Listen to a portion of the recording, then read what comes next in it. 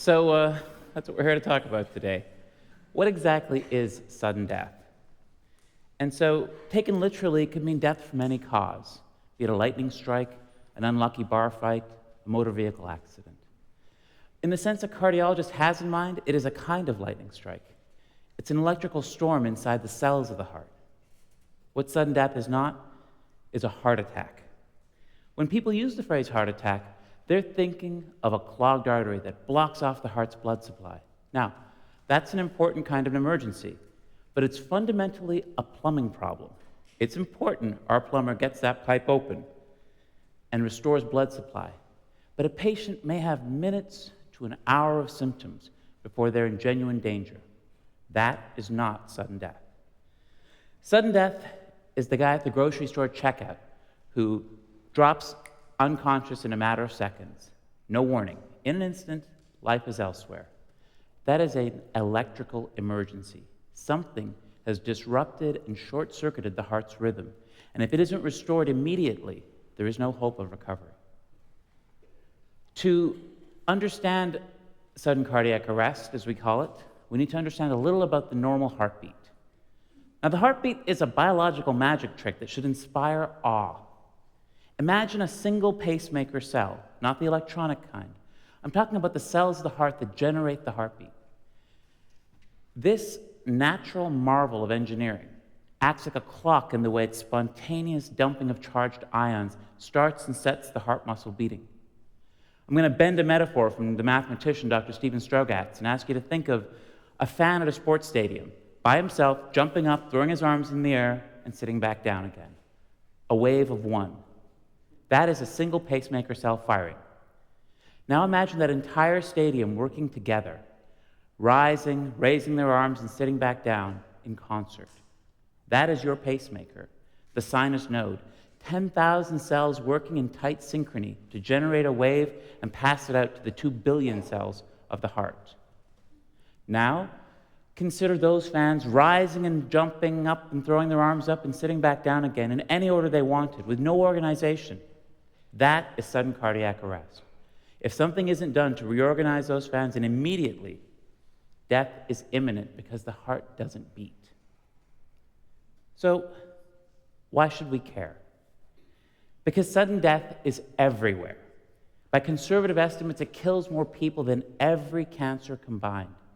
If breast cancer is important, and it is, and if prostate cancer is important, and it is, then sudden cardiac arrest is important.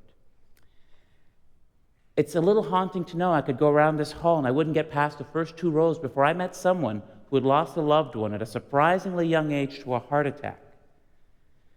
Sudden cardiac arrest is an epidemic hiding in plain sight because we have seen only a plumbing problem where an electrical one is just as likely.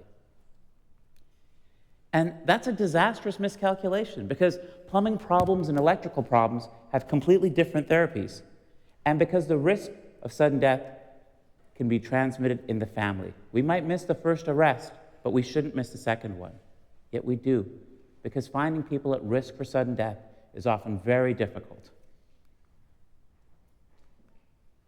Yet we live in the brief sliver of human history where we have a treatment for sudden death, the implantable defibrillator. This device delivers a large shock to reset the heart's rhythm.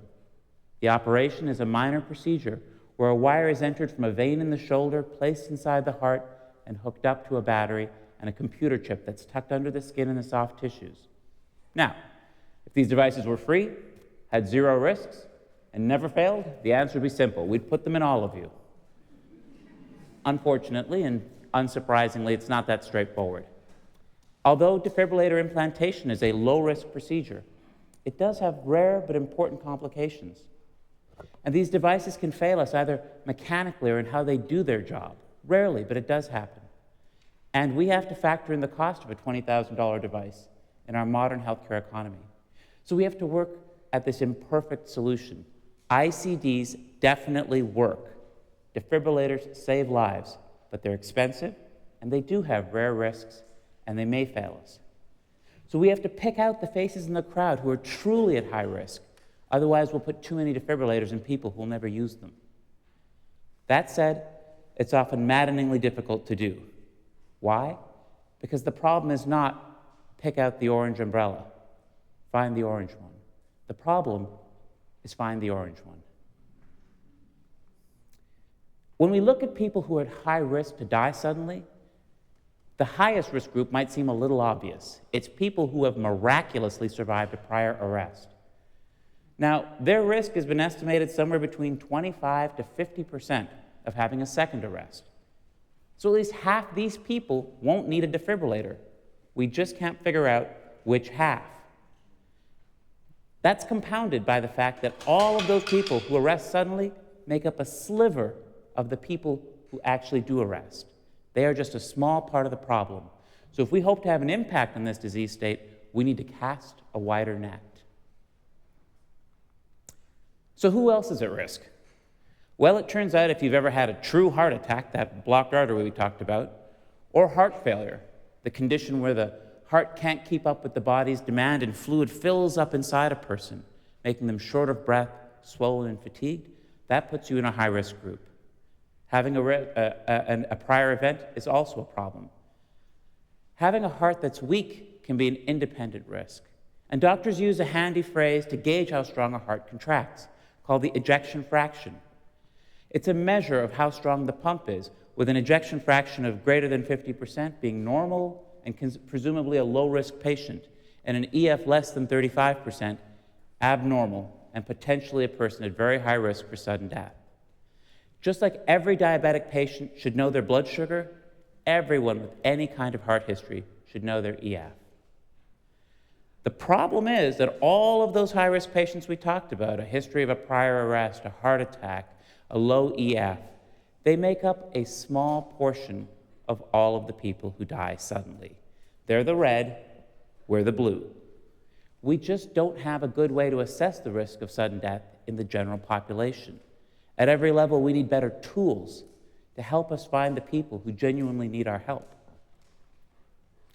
Now, until we get there, and I'm confident we will get there, there's a few simple things we can do to keep us out of that high-risk group. Each of us could exercise a little more. 15 minutes of cardiovascular exercise, 2 to 3 times a week, weightlift a couple of times a week. We can eat a high-protein, low-carbohydrate diet. Be nice, I'm working on it. No smoking. It's never too late to quit, and I promise it always does a body good. More specifically, we could each take responsibility for our cardiovascular care. We could talk to our parents and ask about the history of sudden death in the family. You might get a surprise or two. We could talk to our doctor and ask them, what about my risk of sudden death? Because in the era of a defibrillator, which can save a life, and knowing the fact that sudden death's first presentation is death itself very often, not knowing your risk can be a fatal choice. I truly believe that the highest tech in medicine remains a well-informed patient and their family. Thank you.